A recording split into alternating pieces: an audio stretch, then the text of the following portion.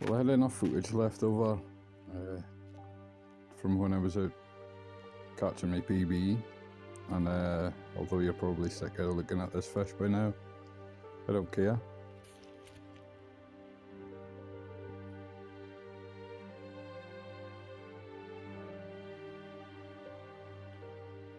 The fish, it shot off when it took the lure. I thought it was just going to spool me.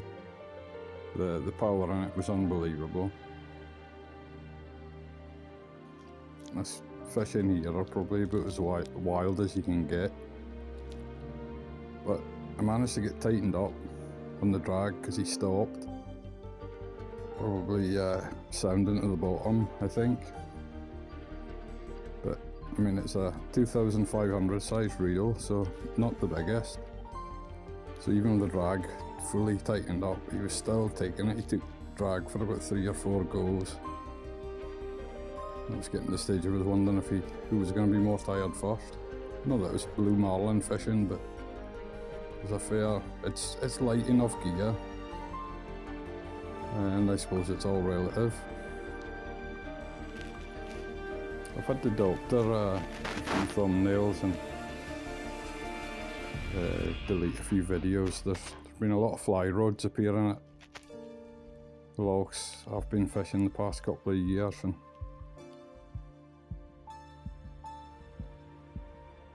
a few of the boys have bumped into lads. I don't know if they've been watching this channel, but yes, they've been less than accommodating when they've been at the lochs, which they've probably never been to before in their life. So as much as I love showing the videos, it's getting to the stage where I don't really want to become a problem, because these are small island communities, and it's all very well blazing paths and following trails.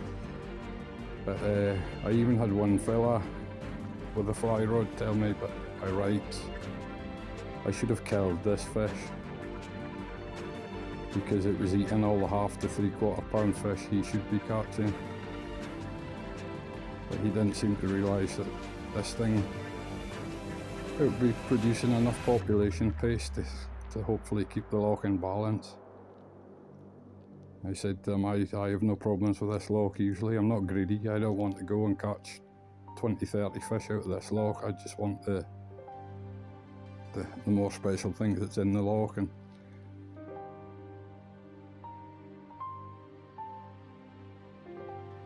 I've been chasing a fish like this for 3 years, constantly.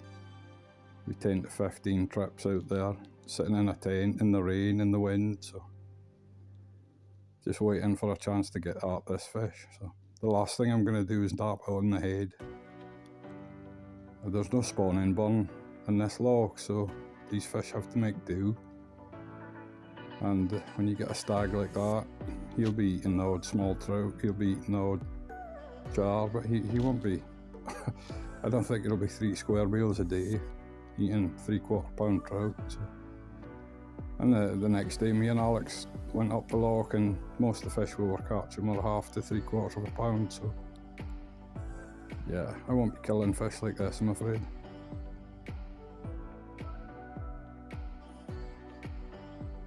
Alex made an absolute abortion of netting this fish. And I think I made the same kind of attempt. And the net's a cheap Amazon net I use for scooping up little char. Not designed for this lad, but we got him aboard anyway.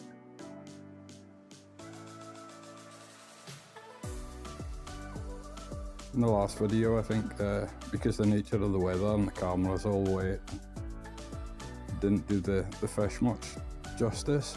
Well, he's an ugly enough brute as it is, but it didn't show the colours.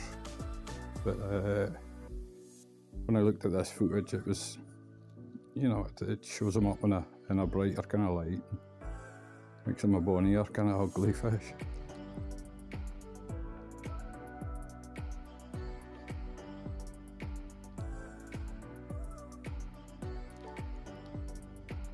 Mid-G time of year now, so I don't know if I'll be back out the hoy. I just can't work with them.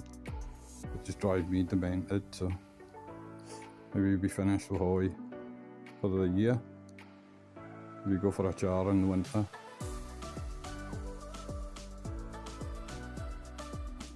Yeah, slipping back to when you eat all the other fish in the lure, allegedly. But bonny colour.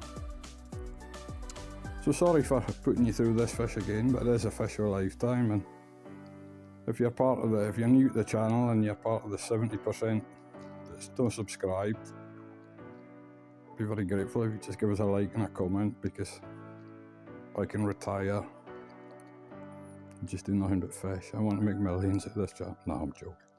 I hope you enjoy the video anyway, and we'll see you again. Tight lines.